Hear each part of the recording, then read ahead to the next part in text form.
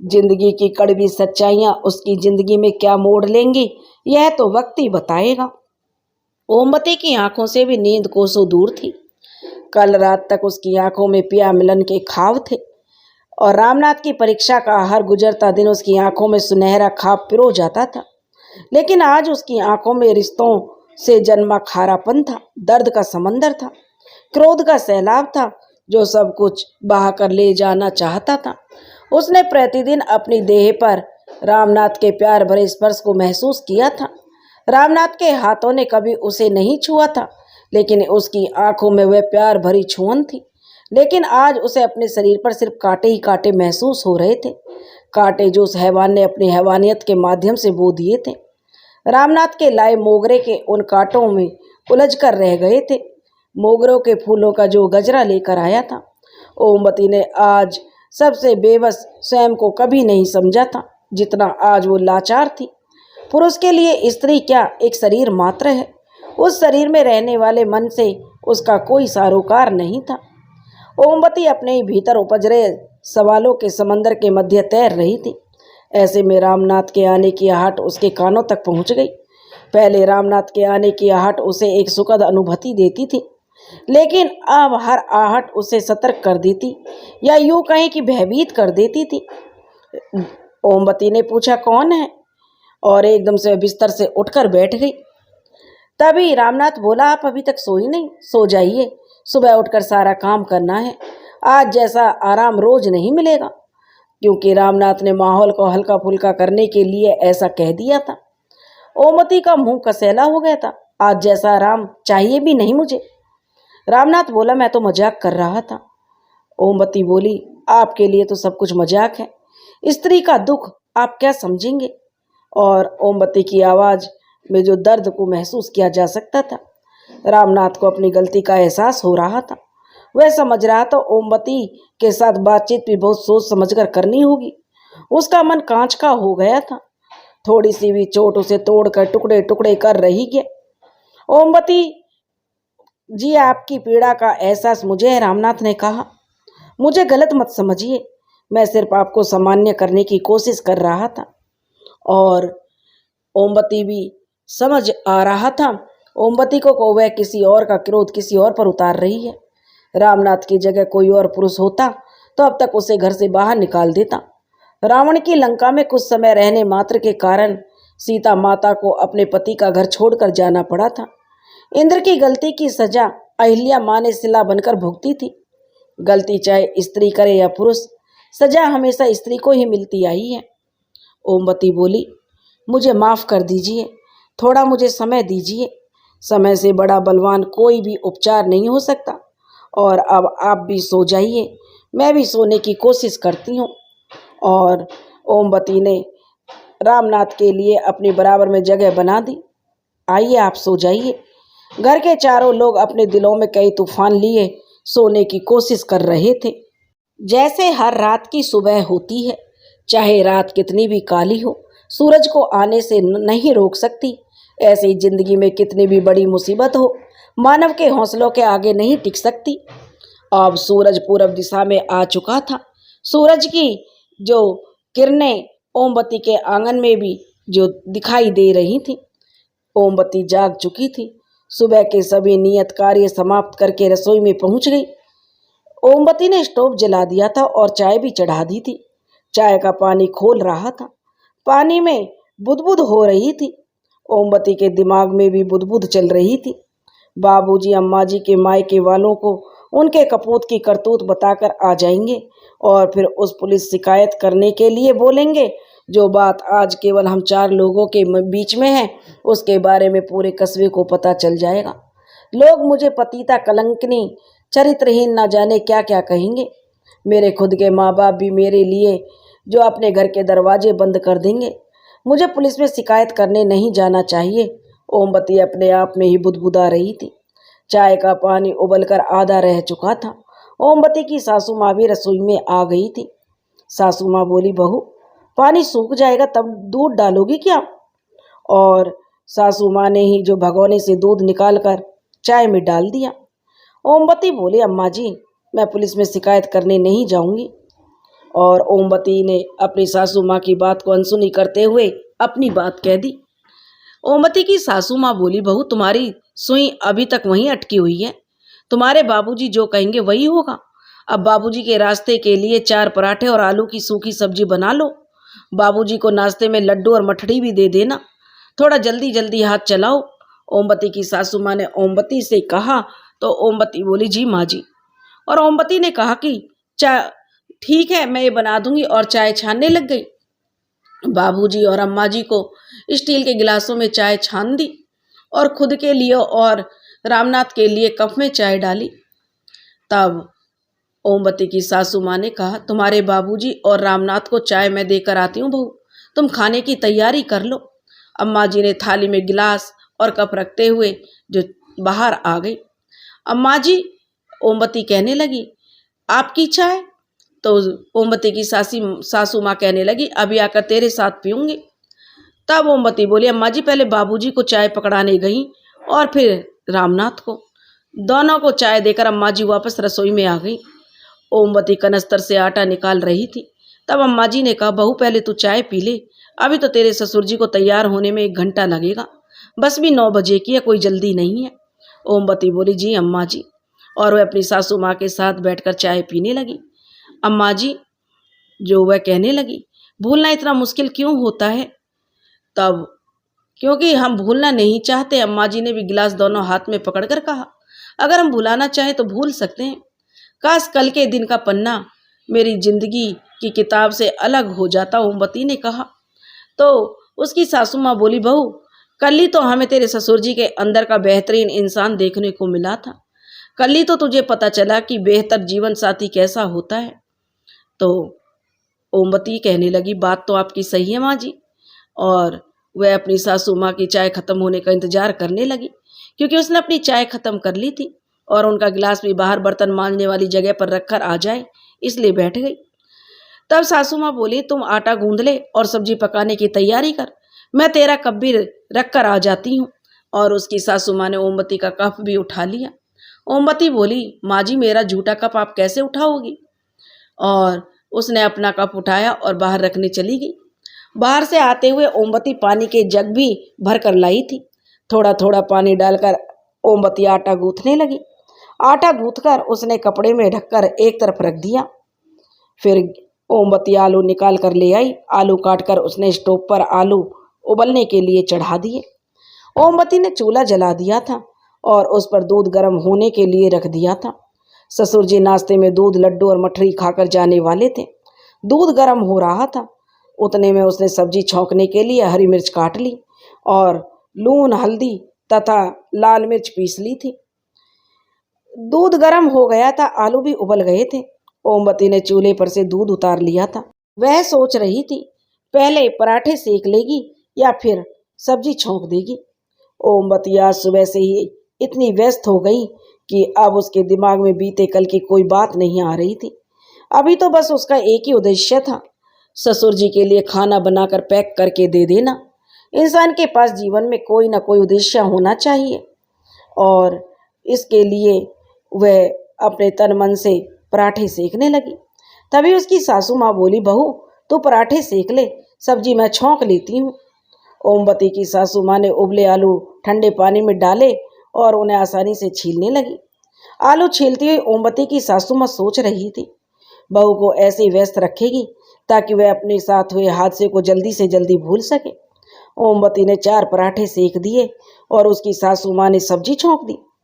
उसकी सासू माँ बोली, बहू तू सबके लिए पराठे सेक ले, तब तक तेरे ससुर जी को नाश्ता देकर मैं आती हूँ। और ओमवती बोली, अम्मा जी ठीक है, मैं पराठे सेक लूँगी। फिर अम्मा जी ने थोड़ी सी शक्कर गिलास में डालते हुए कहा। तो वह बोली, अम्मा जी ने भगोनी में से दूध निकाला और एक दूसरा गिलास निकाला। फिर दोनों गिलास में दूध ऊपर से नीचे तक शक्कर घोलने लगी। दूध ठंडा करने लगी। जब दूध थोड़ा गुनगुना रह गया तब दूध का गिलास और दूध और लड्डू और मठरी लेकर वह जो रामनाथ के पिताजी को नाश्ता देने चली गई। रामनाथ के बाबूजी बोले, रामनाथ की अम्मा तुम्हारे मायके जा रहा हूँ, सारे रिश्ते नाते टूट जाएंगे, एक बार और सोच लो। तैयार होकर तख्त पर बैठे रामनाथ के बाबूजी रामनाथ की माँ से कह रहे थे। रामनाथ की माँ कहने लगी, रिश्ते तो कल ही टूट गए थे रामनाथ के बाबूजी। जब मेरे ही भतीजे ने मेरी ही बहू पर गंदी नज़र डाली। आप आराम से जाओ। और दूध का गिलास, नाश्ते की प्लेट जो रामनाथ की माँ ने अपने पति के सामने रख दी। और उसके रामनाथ के बाबूजी बोले तो ठीक है, और वो नाश्ता करने लगे। रामनाथ की माँ बोली, आप नाश्ता करो, इतने मैं आपके लिए खाना पैक करा के लाती हूँ। और रामनाथ की माँ खाना पैक करने चली आई रसोई के अंदर। रामनाथ भी बाहर बरामदे में आ गया था। ओमवती बरामदे और रसोई के बीच साड़ी से सिर को ढके खड़ी थी। बाबूजी चलिए, रामनाथ बोला, मैं आपको बस में बैठाकर आता हूँ। रामनाथ की माँ, बहू का और रामनाथ का ध्यान रखना, चलता हूँ मैं, ऐसा कहकर बाबूजी चले गए। पहला कदम ही उठाना मुश्किल होता है, उसके बाद तो रास्ते खुद ब खुद पार होते चले जाते हैं। रामनाथ के बाबूजी ने एक अपराधी को उसके अपराध की सजा दिलवाने के लिए पहला कदम उठा दिया था। रामनाथ अपने बाबूजी को बस में बिठाने के लिए चला गया था। उधर ओमवती की सासू माँ ने अपने मायके से सारे रिश्ते नाते तोड़ने की बात कहकर एक अलग ही नजीर पेश कर दी थी। कहते हैं कि स्त्री के लिए मायका एक शब्द मात्र ना होकर पूरी दुनिया होता है, और स्त्री को तो मायके का कुत्ता तक प्यारा होता है। बेटियां एक अदद भाई की ख्वाहिश रखती हैं तो उसके पीछे भी एक कारण यही होता है कि मायका हमेशा जिंदा रहे। ओमवती के एक नज़दीकी रिश्तेदार की बेटियां ही बेटियां थीं। बेटे की चाह में उनके आंगन में 7 कलियां खिल गई थीं। बेटियों की शादी करना वैसे भी मुश्किल है, उन रिश्तेदार की मुश्किल तो और बढ़ गई थी। लड़के वाले कहते थे, लड़कियों के भाई तो है ही नहीं, हमारा बेटा कहाँ जाकर बैठेगा। जैसे तैसे उनकी 7 लड़कियों की शादी हो गई थी और सभी बेटियां अपनी शादीशुदा जिंदगी में बहुत खुश थीं। 7 बेटियां अपने मायके में जब भी आती तब यही कहती कि माँ, बाबूजी, आपके जाने के बाद भी आपकी यादों के साथ हमारा मायका हमेशा बना रहेगा, और हम 7 बहनें साल में एक बार ही सही अपने मायके जरूर आया करेंगी। बहू, ओमवती की सास कहने लगी, आलू कब के उबल गए हैं, आज चिप्स भी बना लेते हैं। और रामनाथ की माँ सोचने लगी कि बहू को व्यस्त रखूंगी और हमारी आधी समस्याएं तो व्यस्त रहने से ही समाप्त हो जाएंगी। खाली दिमाग शैतान का घर होता है, और यह शैतान सबसे पहले अपने घर में ही तोड़फोड़ करता है। भारतीय जनजीवन में इतने त्योहार, उत्सव, कथा, भजन, संध्या इसलिए तो मनाए जा रहे हैं कि मानव का मानसिक स्वास्थ्य भी अच्छा रहे। बहू बोली, जी अम्मा जी। और ओमवती ने सासू माँ की हाँ में हाँ मिलाते हुए कह दिया, ठीक है माँ जी, आलू के चिप्स बनाने से पहले हम भी कुछ खा लेते हैं। सासू माँ बोली। ओमवती बोली, आपके लिए पराठा और आलू की सब्जी लगा दूँ माँ जी। और वह बोली, ओमवती की सास, नहीं बहू, मुझे भी लड्डू और मठरी दे दे, पराठा सब्जी तो बाद में खा लेंगे, तुझे जो खाना है तू भी खा ले। अम्मा जी ने रसोई के बाहर चारपाई पर बैठ गई। अम्मा जी, ओमवती कहने लगी, आपके बेटे बाबूजी को बिठाकर आ जाएंगे, फिर मैं भी खा लूँगी। और ओमवती ने एक प्लेट में मठड़ी और लड्डू रखते हुए अपनी सासू माँ को दे दिए। सासू माँ बोली, जैसी तेरी मर्जी बहू। और सासू माँ ने मठड़ी मुंह में रखते हुए कहा, अच्छे संगीत के लिए वीणा के तारों को ना तो ज़्यादा कसना चाहिए और ना ज़्यादा ढीला छोड़ना चाहिए। दुख और दर्द से पीड़ित इंसान के प्रति जरूरत से ज़्यादा सहानुभूति और दया की श्रेणी में आने का भी वक्त नहीं लगता। ना तो दया चाहिए, ना ही उपेक्षा। और ओमवती की सासू माँ को मानवीय स्वभाव की अच्छी समझ थी, इसलिए उन्होंने नाश्ते के लिए ओमवती पर ज़्यादा दबाव नहीं बनाया। उधर बस स्टैंड पर रामनाथ और बाबूजी बस के आने के इंतजार कर रहे थे। रामनाथ ने कहा, बाबूजी, अपनों से लड़ाई करना सबसे मुश्किल होता है। अर्जुन को तो कृष्ण मिल गए थे, लेकिन आप तो मुझे भी अपने साथ नहीं ले जा रहे। बाबूजी बोले, रामनाथ बेटा, कृष्ण अर्जुन के साथ थे, लेकिन मेरे साथ कृष्ण की लिखी गीता है। गीता के अनुसार मुझे अपने धर्म का पालन करना ही होगा। तुम्हें अपने पति धर्म का पालन करना होगा। तो रामनाथ बोला, जी बाबूजी, मैं समझ रहा हूँ। बाबूजी बोले, लो बेटा, बस भी आ गई, बाकी की बात शाम को लौट कर करता हूँ। बाबूजी ने कहा रामनाथ को, और बस में चढ़ने लगे। बस में बाबूजी को खिड़की वाली सीट मिल गई थी। खिड़की के बाहर की दुनिया देखने का बाबूजी को बड़ा शौक रहता था। रामनाथ बस से बाहर बाबूजी की खिड़की के पास आकर खड़ा हो गया। रामनाथ के बाबूजी बोले, बेटा, अब तू घर जा, बस चलने वाली है। तो रामनाथ बोला, अभी चला जाऊंगा बाबूजी। बाबूजी की सोच और विचारों ने जो रामनाथ को बाबूजी के और करीब ला दिया था। ऊपर से नारियल से कड़क बाबूजी अंदर से इतने नरम दिल थे, यह तो रामनाथ ने अभी जाना था। उसकी नजरें बाबूजी के चेहरे से हट नहीं रही थी। रामनाथ ने जब ओमवती को पहली बार देखा था तभी ओमवती ने उसके दिल पर अधिकार कर लिया था। अगर बाबूजी कल ओमवती को स्वीकार नहीं करते तो ओमवती का भविष्य न जाने क्या होता। वह ओमवती के प्रति बहुत ही आकर्षित था, लेकिन आकर्षण अभी तक वैसे प्रेम में तब्दील नहीं हुआ था जिसके लिए वह अपनी अम्मा और बाबूजी के खिलाफ जाता। रामनाथ ने कुछ फिल्में देखी थी जिनमें प्रेमी अपनी प्रेमिका के लिए अपने परिवार से ही नहीं पूरी दुनिया से भी लड़ जाता है। उन्हें तब लगता था कि यह प्रेम हो ही नहीं सकता। प्रेम तो हमेशा सृजन करता है, जिससे विध्वंस हो वह प्रेम हो ही नहीं सकता। उन्होंने कहीं पढ़ा था कि जब हम गुलाब के फूल को पसंद करते हैं तब हम उसे तोड़कर अपने पास रखना चाहते हैं, लेकिन जब हम उसे प्यार करते हैं तब हम उसे डाली पर सही सलामत खिला हुआ देखना चाहते हैं। कुछ ही देर में ड्राइवर बस में आ गया था और उसने अपनी ड्राइविंग सीट संभाल ली थी। बस का इंजन स्टार्ट हो गया था। पीछे निकल रहा काला धुआं इस बात का प्रमाण था कि कंडक्टर ने उद्घोषणा कर दी थी कि सभी सवारियां आकर बैठ जाएं। तभी बाबूजी बोले, अच्छा बेटा रामनाथ, अपना ध्यान रखना। रामनाथ बोला, जी बाबूजी। और यह कहते ही बस रवाना होते हुए रामनाथ ने भी अपना हाथ हिलाकर बाबूजी को विदा दी। जब तक बस आंखों से ओझल नहीं हो गई, रामनाथ वहीं खड़ा रहा। बाबूजी को विदा करके रामनाथ भी घर की तरफ बढ़ चला था, क्योंकि अब बाबूजी तो उसके ननिहाल के लिए निकल चुके थे। उधर ओमवती को सास ने पूरे दिन काम में उलझाए रखा था ताकि उसका दिमाग शांत रहे। इसके लिए जरूरी है कि हाथ पैर हिलते रहें। दोनों ने मिलकर आलू के चिप्स बनाए और फिर चिप्स सूखने के लिए छत पर डाले। उस दौर में छतों पर जिंदगी झूमती थी, कूदती थी, नाचती थी। कभी पापड़ सूखते थे, कभी चिप्स और मंगोड़ी, कभी अचार बनते थे, कभी बिस्तर लगते थे, कभी पतंग उड़ती थी तो कभी महफिल जमती थी। शाम को सासू माँ के आदेश अनुसार ओमवती ने गट्टे की सब्जी, धनिये की चटनी, सूजी का हलवा और रोटी बनाई। सिलबट्टे पर धनिया, टमाटर, अदरक और हरी मिर्च की तीखी और खट्टी चटनी बनाई। ससुर जी के लिए भी 4 रोटियां सेक कर कपड़े में अच्छे से लपेट कर डिब्बे में रख दी थी। ओमवती, रामनाथ और सासू माँ ने भी रात का खाना खा लिया था। थोड़ी देर तीनों बैठे इधर उधर की बातें करते रहे। तभी रामनाथ की माँ बोली, लगता है तेरे बाबूजी तो कल ही आएंगे। अंतिम बस भी आ चुकी है, लेकिन तेरे बाबूजी अभी तक नहीं आए। तभी रामनाथ अपनी माँ की हाँ में हाँ मिलाते हुए बोला, माँ मुझे भी यही लगता है, और रात भी खूब हो गई है। सुबह नल जल्दी आ जाएंगे, पानी भी भरना होगा। अब हम सबको सो जाना चाहिए। ओमवती की सासू माँ ने सबसे कहा और आदेश दिया। तभी रामनाथ उठते हुए बोला, ठीक है माँ, मैं एक बार बाहर का दरवाजा देखकर आ जाता हूँ।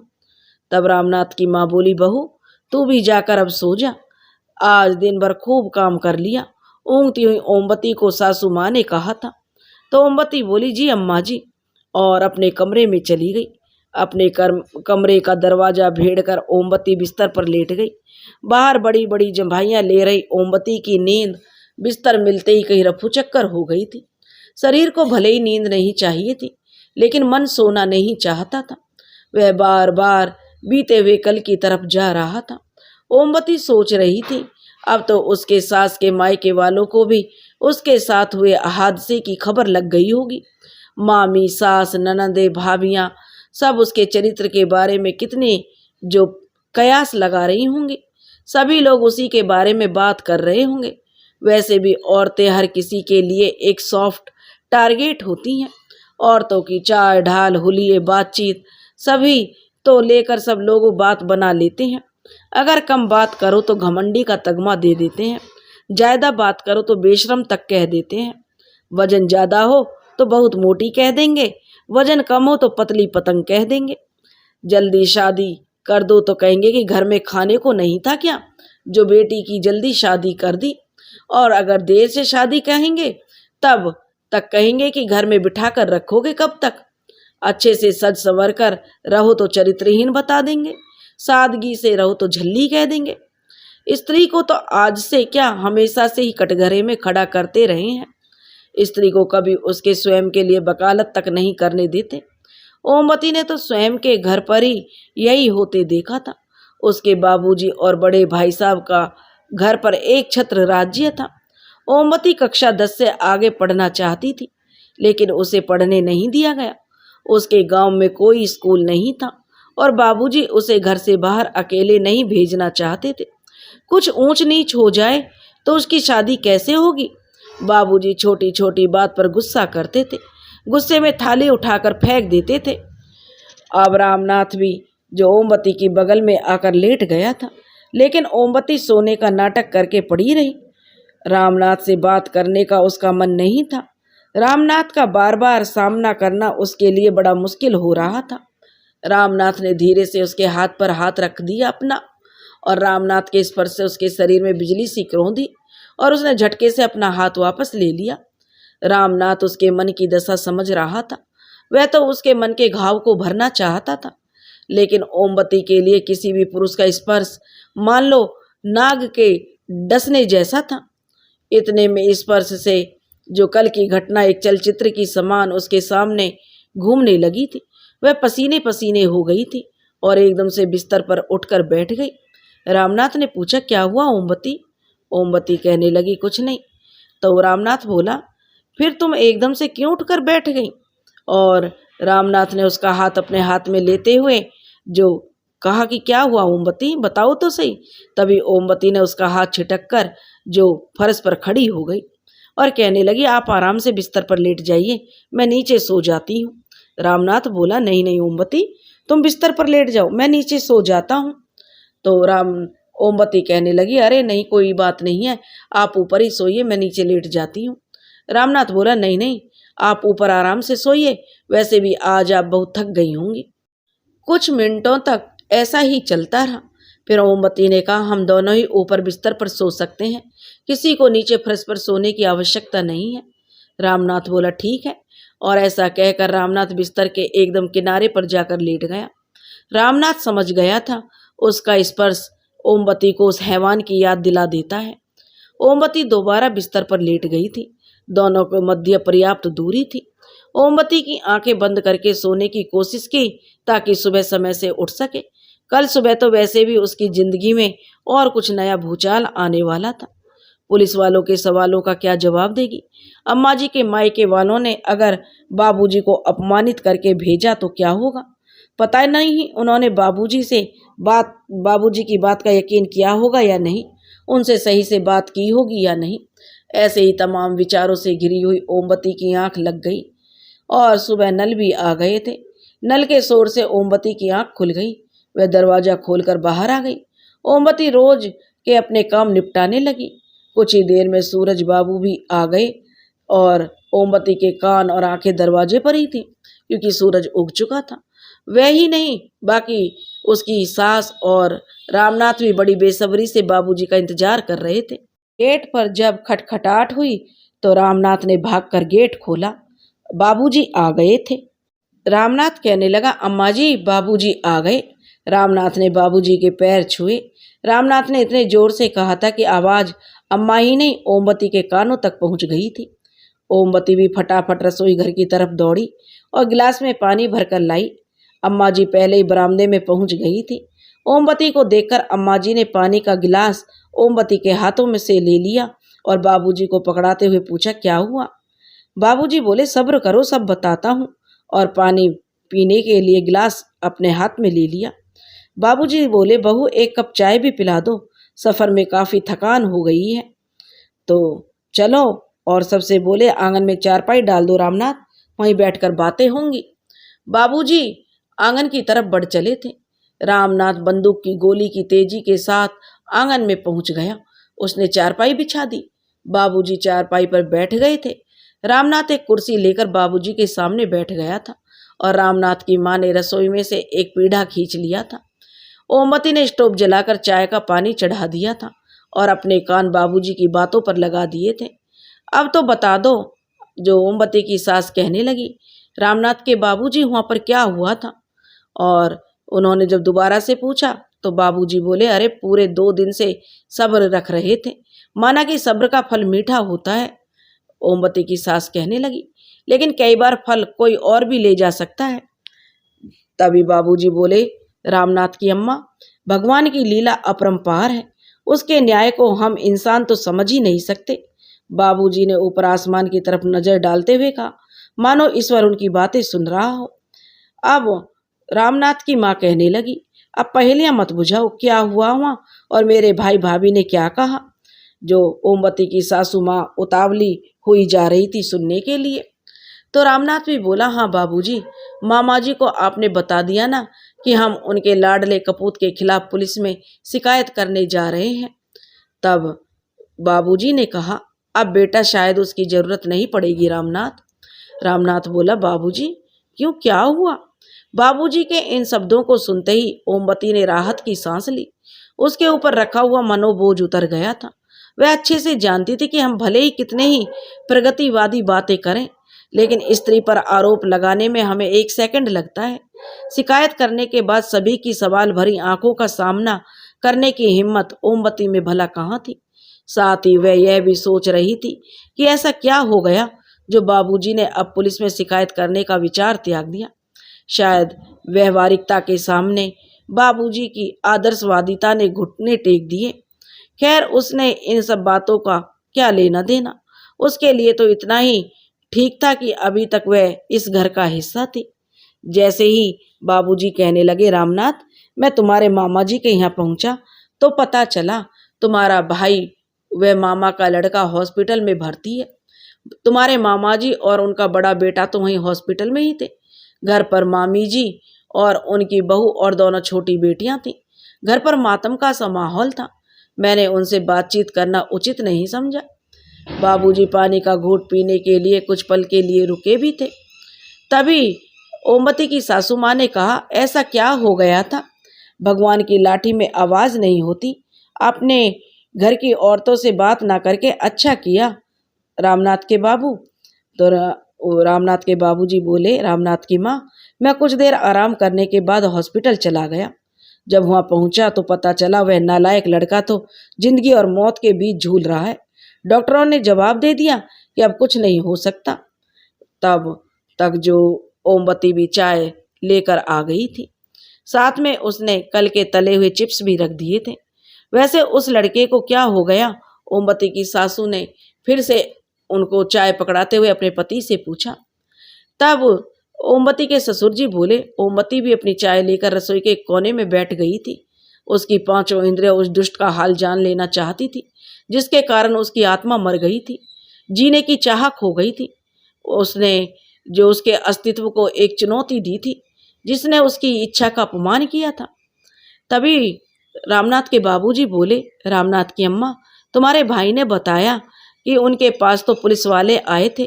पुलिस वालों को खून से लथपथ वह सड़क पर मिला था। उन्होंने आस पड़ोस वालों से पूछा तो पता चला सड़क पर बदहवास दौड़ रहा था और एक ट्रक वाला टक्कर मार कर चला गया। टक्कर बड़ी जबरदस्त थी। उन्होंने तो एक बार सोचा था कि लड़का भगवान को प्यारा हो गया होगा। पास जाकर देखा तो सांसें चल रही थी। किसी ने पुलिस को फोन कर दिया और पुलिस भी आसपास कहीं घूम रही थी, इसलिए तुरंत ही वह पहुंच गई और उसके पास दुकान का एक थैला था। उसमें पुलिस पूछते पूछते घर तक पहुंच गई। बाबूजी बोलते ही जा रहे थे, अगर बीच में अम्मा जी टोकती नहीं तो अम्मा जी बोली, तुमने भाई को उसकी काली करतूत के बारे में बताया कि नहीं। तब बाबूजी बोले, तुम्हारे भाई ने बताया कि हम तो समझ ही नहीं आ रहा था कि यह लड़का एकदम से वापस क्यों आ रहा है। अभी तो वहाँ का काम भी समाप्त नहीं हुआ था। ऐसी क्या आफत आ गई, ऐसा क्या कर दिया इसने जो इस तरह चोरों की तरह भागकर आना पड़ा। अपने पाप का दंड सबको भोगना पड़ता है। हमारी इतनी बढ़िया बहू की और आंख उठाकर देखा था उसने, यह सब तो होना ही था। अम्मा जी ने अपने पति की बात सुनकर कहा। रामनाथ की माँ, उसे कुछ मिनटों के लिए होश आया था। तब पता चला बस कहीं पर रुकी थी, वह भी कुछ देर के लिए उतरा था। बस रवाना हो गई और वह वहीं छूट गया। बस पकड़ने के लिए दौड़ा और दौड़ते हुए यह हादसा हो गया। बाबूजी ने अपनी चाय खत्म करते हुए बात पूरी की। तब वे कहने लगे, पाजी ने अपनी हरकत के बारे में नहीं बताया। तो रामनाथ की अम्मा ने फिर से पूछा। तो रामनाथ के बाबूजी बोले, रामनाथ की माँ, अपनी गलती मानने का जिगरा सबके पास नहीं होता। वो तो गांधी जी थे जो सत्य के प्रयोग में अपनी अच्छी बुरी सब आदतों का वर्णन कर सके। तब रामनाथ बोला, हाँ बाबूजी, गांधी जी तो साधारण जीवन जीकर भी असाधारण हो गए थे।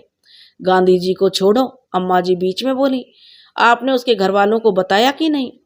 तब बाबूजी बोले, अरे मैंने सब कुछ बता दिया। तेरा भाई तो अपना सिर पकड़कर वहीं बेंच पर बैठ गया। जब थोड़ा संभला तब बार बार अपने बेटे की गलती की माफ़ी मांगता रहा। ऐसे हालातों में मैं भी ज़्यादा कुछ कह नहीं सका। बस इतना ही सोचा, जैसी ईश्वर की लीला। अब तक सही हुआ तो आगे भी सब सही होगा।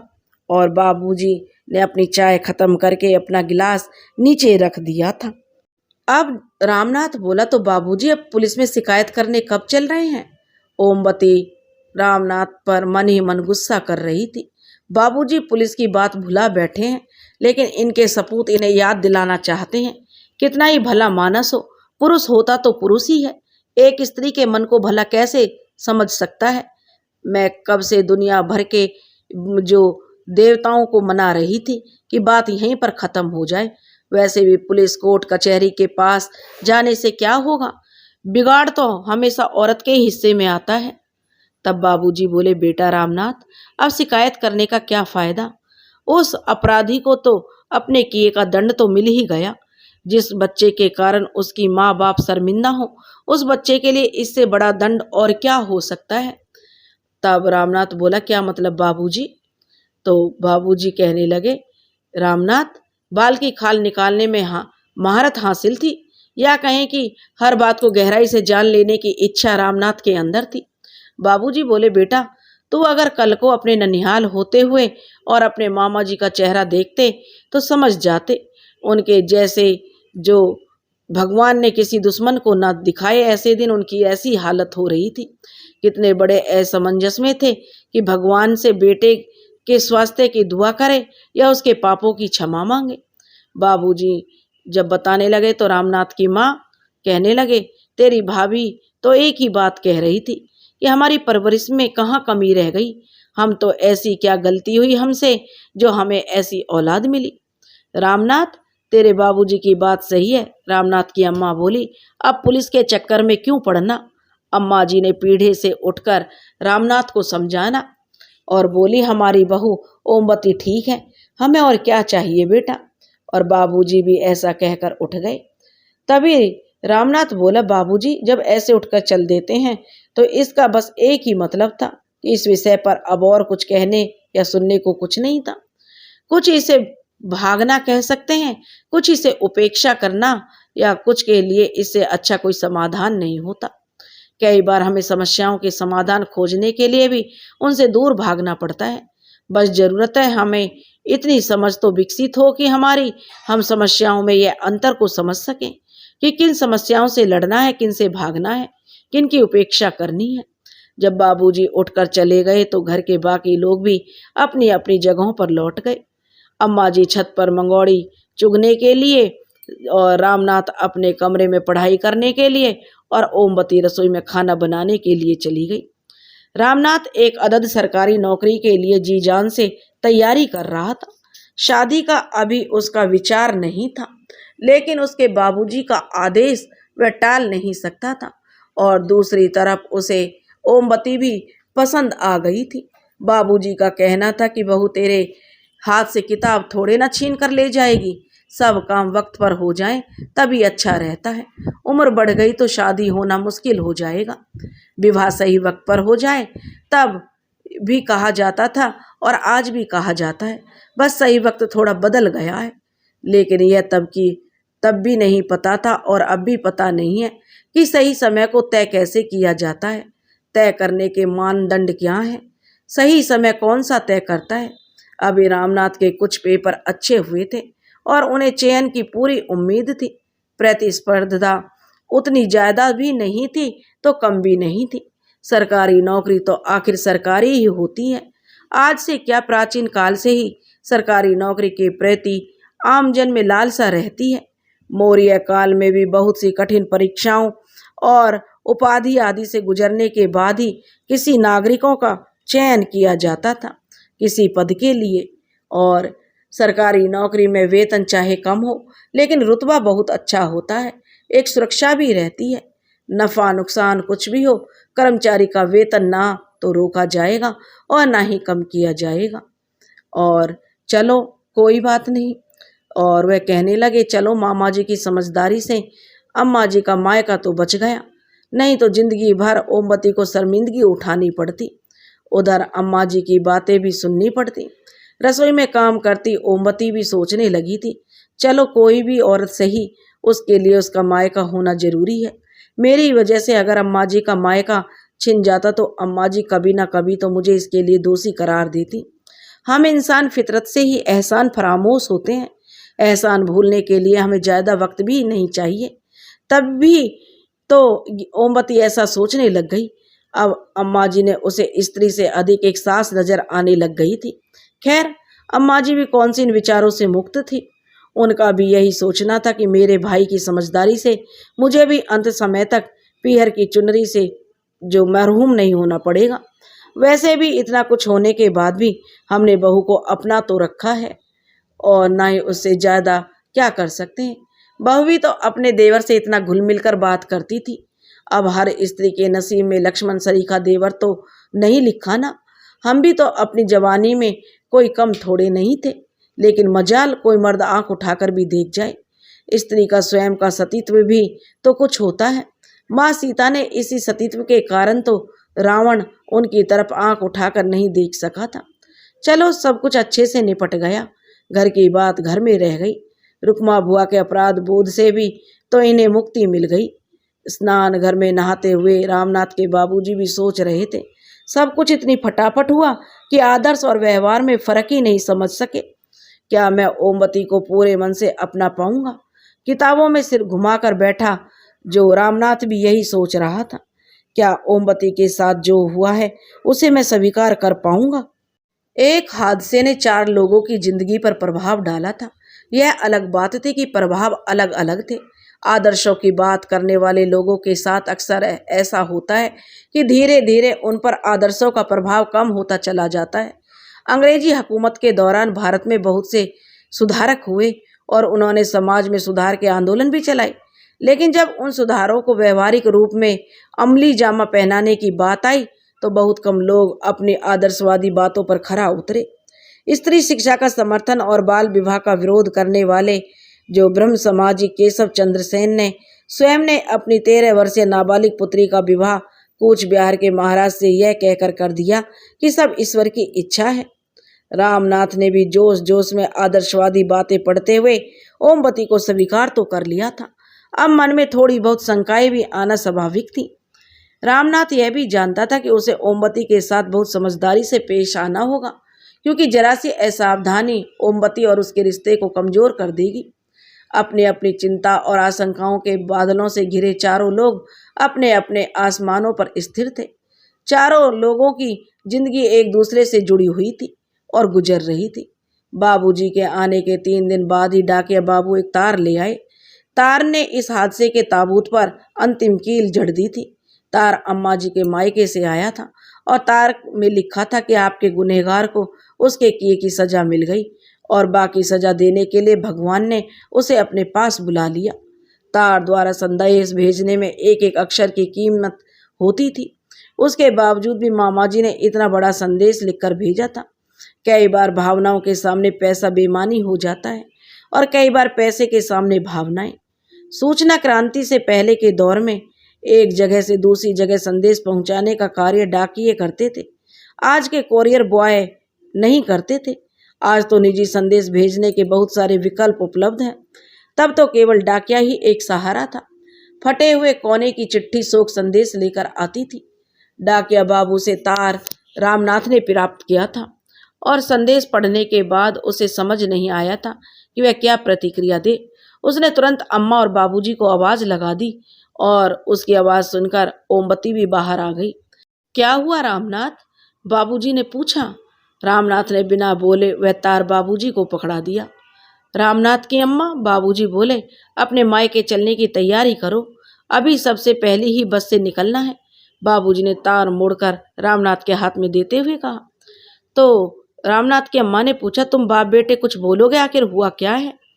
तो बाबूजी ने कहा, तुम्हारा भतीजा अब दुनिया में नहीं रहा, आज सुबह ही उसकी मृत्यु हो गई।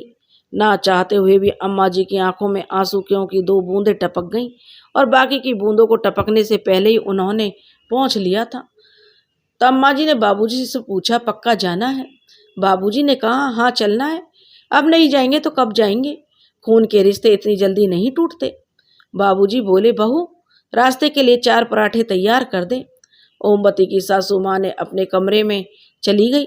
समय कम था, अम्मा जी जल्दी से सामान पैक कर लेना चाहती थी। आज भैया भाभी को उनकी जरूरत है। पुत्र कितना भी कपूत हो, माँ कभी कुमाता नहीं होती। 9 महीने अपनी संतान को अपने गर्भ में अपने खून से सींचने वाली माँ का दर्द एक दूसरी माँ ही समझ सकती है। भाभी ने आज अपनी संतान को खो दिया था और एक माँ के लिए इससे बड़ा दुख कुछ और नहीं हो सकता। भगवान शंकर ने जब पार्वती जी के मैल से निर्मित पुत्र गणेश का सिर धड़ से अलग कर दिया था, तो उनके क्रोध के से जो उनके पति भगवान शंकर भी तब नहीं बच पाए थे, जब गणेश जी को गज का सिर लगाकर फिर से जीवित किया गया था। ओमवती की सासू माँ ने तुरंत अपनी 4 साड़ियाँ रख ली थी और बाहर आकर ओमवती से बोली, बहू 4 पराठे और अचार दे दे, अब मैं तो 15 दिन बाद ही आऊँगी, तब तक घर का और अपना ध्यान रखना। रामनाथ के बाबूजी बोले, सब तैयारी हो गई? तो रामनाथ की माँ बोली, हाँ। बहू के हाथ के पराठे लेकर अपने बैग में ठीक से रखते हुए बोली, हाँ जी सब हो गया, अब आप जब कहेंगे तब चल देंगे। तो वो बोले, बहू हम तुम्हारे गुनहगार के अंतिम संस्कार में हिस्सा लेने जा रहे हैं, तो इसका अर्थ तुम यह मत समझ लेना कि हमने उसके गुनाह को माफ़ कर दिया है। एक तो हमें गुनाह से नफरत करनी चाहिए, गुनहगार से नहीं। दूसरी, तुम्हारी सास की अपने मायके के प्रति भी जिम्मेदारी बनती है। आज जब इनके मायके में इतना बड़ा कष्ट आया है, तो इनका वहाँ जाना इनका फर्ज बनता है। बाबूजी ने ओमवती को खड़े खड़े ही इतनी बातें समझा दी थी। ओमवती ने बड़े धीमे शब्दों में कहा था, जी बाबूजी। और माँ बाबूजी का रिक्शा आ गया था। रामनाथ ने बरामदे के आंगन से आते हुए कहा, चलो माँ जल्दी चलो, बाबूजी बुला रहे हैं। तो माँ बोली, अरे चलो। और ओमवती ने सास के हाथों से बैग लेते हुए कहा। रामनाथ ने बाबूजी का बैग ले लिया और बहू ने सासू माँ का, और चारों जने बरामदे से होते हुए बाहर आ गए। रामनाथ ने अपनी माँ को आराम से रिक्शे में बैठाकर उनके दोनों बैग भी सही से रख दिए। ओमवती ने दोनों के पैर छुए। दोनों बोले, सदा सुहागन रहो, वही बरसों पुराना आशीर्वाद जो उसके सास ससुर ने दिया था। रामनाथ भी रिक्शे के पीछे किसी तरह लटक गया था और अपने माँ बाप के साथ बस स्टैंड चला आया था। तो रामनाथ के माता पिता बोले, बेटा बहू का ख्याल रखना। जाने से पहले उन्होंने जो रामनाथ को अच्छी तरह से समझा दिया था कि बेटा बहू को किसी भी प्रकार की कमी नहीं होनी चाहिए, कोई दुख मत देना। रामनाथ अपने माँ बाप को छोड़ने बस स्टेशन चला गया। उधर ओमवती घर के कामकाज निपटाने लगी थी। जब से विवाह हुआ था, ओमवती ने कितनी बार एकांत की चाह की थी। एकांत जब वो और रामनाथ जी अकेले हों। अपनी भाभियों और सखियों से उसके मधुर मिलन की कई कहानियां सुन चुकी थी। ओमवती भी ऐसे मधुर मिलन के सपने देखा करती थी। किस्मत से कुछ घंटे कुछ दिन नहीं बल्कि पूरे दिन एकांत के मिल रहे थे। लेकिन हाय री किस्मत, अब ओमवती को डर लग रहा था। अब पुरुष के स्पर्श मात्र की कल्पना ही उसकी रूह कपा देती थी। पुरुष का स्पर्श उसके लिए किसी सर्पदंश से कम नहीं था। वह काम करते हुए यही सोच रही थी, अब तो रामनाथ जी के पास अवसर ही अवसर होंगे और अपनी पत्नी पर तो उनका पूरा हक भी बनता है। वह उन्हें कैसे रोकेगी, क्या कहेगी, क्या करेगी? भगवान उसकी न जाने अभी कितनी परीक्षाएं और लेगा। अम्मा बाबूजी को छोड़कर रामनाथ घर आ गया। घर पहुंचने के बाद उसने दरवाजे पर दस्तक दी। ओमवती ने धीरे से दरवाजा खोला। दरवाजे पर रामनाथ को देखकर बिना कुछ बोले ओमवती अंदर चली गई और रसोई का काम लगभग समाप्त हो गया था। लेकिन रामनाथ से बचने के लिए वह रसोई घर में घुस गई और बर्तन इधर उधर करने लगी। रामनाथ बोला, सुनो मेरे लिए नाश्ता लगा दो और तुम भी कुछ खा पी लो। तो ओमवती ने पूछा, आप चाय लेंगे या दूध? रामनाथ चारपाई पर बैठ गया और बोला, दूध ही बना दो। और ओमवती ने पराठे और सब्जी रामनाथ के सामने लाकर रख दिए। कुछ ही मिनटों में वह दूध का गिलास भी ले आई। गिलास रामनाथ के सामने रखकर वह वापस जाने के लिए मुड़ी तो रामनाथ ने टोक दिया और कहने लगा कि तुम भी मेरे साथ ही नाश्ता कर लो ओमवती। और वह कहने लगी, नहीं जी आप खा लो, मैं फिर खा लूँगी। पति के साथ एक ही थाली में खाना खाने से पाप लगता है। रामनाथ बोला, अरे तुम ऐसी परंपराओं में विश्वास करती हो? ये नियम और परंपराएं हम इंसान अपने लिए बनाते हैं, हम इन परंपराओं के लिए नहीं है। वक्त के साथ नियम और परंपराएं बदलती रहती हैं। तो ओमवती बोली, क्या मतलब? तो रामनाथ बोला, तुम्हें एक कहानी सुनाता हूँ, फिर तुम समझ जाओगी। ऐसा करो, अपने लिए अलग थाली ले आओ, खाते खाते कहानी सुन लेना। ओमवती बोली, ठीक है। अब इनसे ज़्यादा बहस करने का उसका कोई मन तो नहीं था, क्योंकि वह भी जानती थी कि ज़्यादा बहस वो नहीं कर सकती है। और वह ऐसा सोचकर रसोई में अपने लिए भी पराठे और सब्जी ले आई।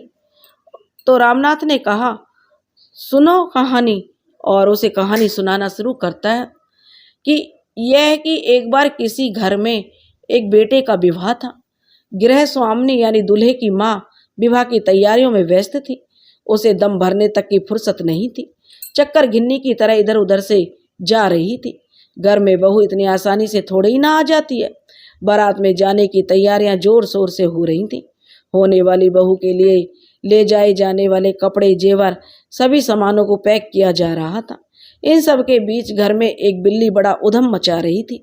बिल्ली की शैतानियों से तंग आकर उस दूल्हे की माँ ने बिल्ली को पकड़कर घर के एक कक्ष में बंद कर दिया।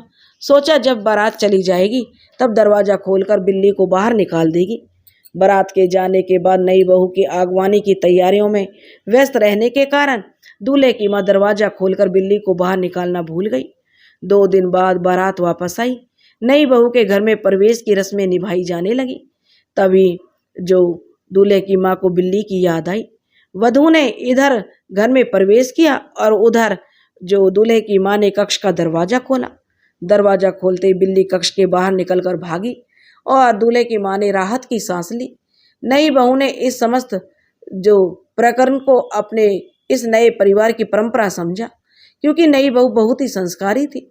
उसको संस्कारों का मतलब यही बताया गया था कि बड़े कुछ भी करें, सबका आंख बंद करके बिना कोई सवाल के अनुसरण करना। सवालों का जब हमारे पास जवाब नहीं होते तो हम दुखी हो जाते हैं, हमारे अहंकार को ठेस लगती है और हम सवाल पूछने लगते हैं और डांट डपट कर या थप्पड़ मारकर चुप करा देते हैं। तो नई नवेली दुल्हन ने समझा कि इस घर के लड़के के विवाह के दौरान बिल्ली को कक्ष में नई बहू के आगमन तक बंद करके रखा जाता है और नई बहू के आने के बाद जो द्वार खोलकर बिल्ली को बाहर निकाला जाता है। और जब इस नई बहू के पुत्र का विवाह हुआ तब तक वह भी जो दूल्हे की माँ यानी नई बहू की जो सास थी वह स्वर्ग सिधार चुकी थी। नई बहू ने बिल्ली वाली परंपरा का पालन किया। समय के साथ साथ यह उस घर की परंपरा बन गई। धीरे धीरे उसमें और भी कई नई बातें जुड़ती गईं। यदि बिल्ली जिंदा निकलती है तो नई बहू के कदम शुभ हैं, नहीं तो नई बहू के कदम अशुभ हैं। अब घर के दूल्हे की जो माँ थी उसके घर में बिल्ली उधम मचा रही थी, लेकिन बाद में तो रस्म निभाने के लिए बिल्ली ढूंढी जाने लगी। नहीं मिलने पर पालतू बिल्ली खरीदकर भी परंपरा का निभाई जाने लगी। अच्छा, बिल्ली पकड़ना कितना मुश्किल हो जाता होगा? ओमवती ने रामनाथ से पूछा। रामनाथ बोला, हाँ बिल्कुल। यदि नई बहू या बाद में आने वाली बहुएं इस परंपरा के पीछे का तर्क ढूंढने का प्रयास करती तो शायद बिल्ली ढूंढने की जरूरत नहीं पड़ती। कायदे, कानून, परंपराएं सब इंसान अपने जीवन को सरलता से चलाने के लिए बनाते हैं। समय के अनुसार उसमें परिवर्तन होना ही चाहिए। जो परंपराएं हमारे जीवन के संचालन में बाधा डालें उन्हें तुरंत त्याग देना चाहिए। जिसे निभाना पड़े उसे छोड़ना भी अच्छा है। तो दोनों ने अब नाश्ता कर लिया था। रामनाथ कुछ देर के लिए बाहर टहलने चला गया और ओमवती फिर से अपने घर के कामों को निपटाने लगी। कभी पीड़ा की तकलीफ आसमान की ऊंचाइयों तक पहुंचा देती है और कभी इंसानियत से भी गिराकर रसाताल में धकेल देती है।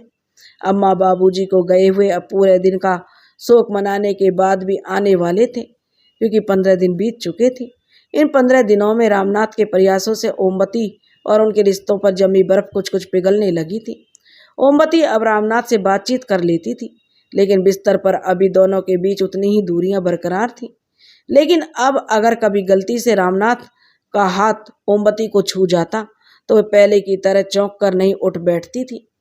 अब हर आहट पर घबराने वाली ओमवती का डर धीरे धीरे कम हो रहा था। रामनाथ भी उसे कभी कभी कहते भी थे कि एक हादसे को अपनी पूरी जिंदगी पर हावी नहीं होने देना चाहिए। अभी तक तुम्हारे जीवन में आए सभी पुरुषों ने तुम्हें प्रेम, सम्मान और संरक्षण दिया है, चाहे वे तुम्हारे स्वयं के बाबूजी हों या मेरे बाबूजी। ओमवती कहती, जी आपकी बात से मैं सहमत हूँ, लेकिन कुछ घाव भरने में ज्यादा ही समय ले लेते हैं। घाव भर जाए तो ही सही है, रामनाथ उसे समझाते हुए कहने लगा। उसे बार बार खुरच के नासुर मत बनने देना ओमवती।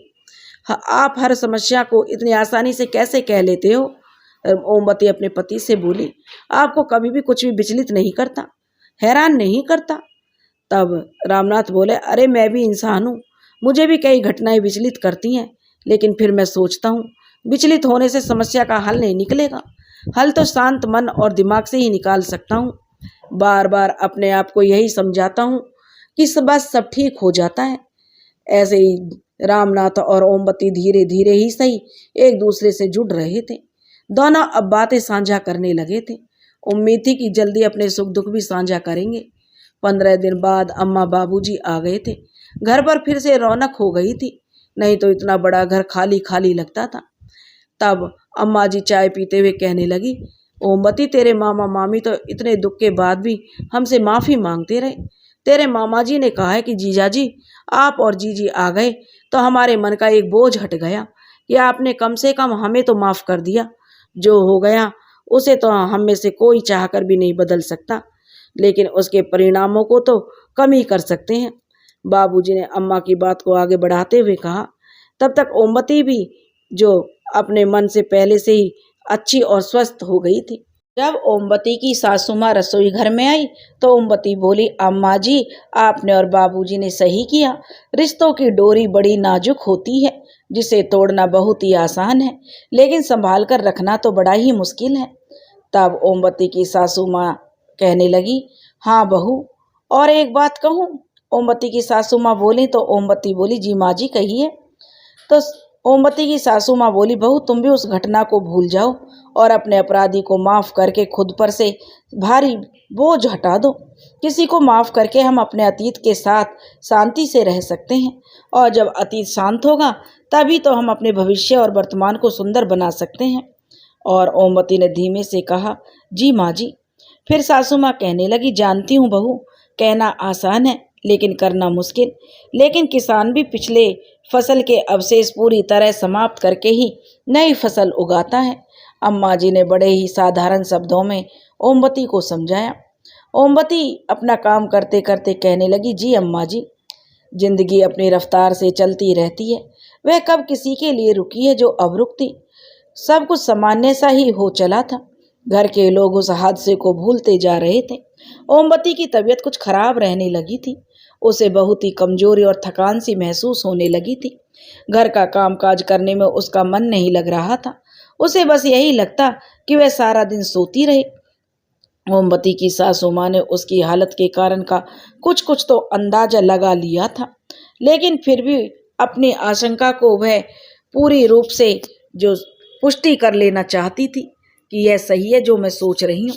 इसलिए एक दिन उन्होंने जो रामनाथ से कहा, रामनाथ बेटा, ओमवती की तबीयत ठीक नहीं है, इसे डॉक्टर को दिखा लाओ। और रामनाथ ओमवती के लेकर जो डॉक्टर के पास चला गया।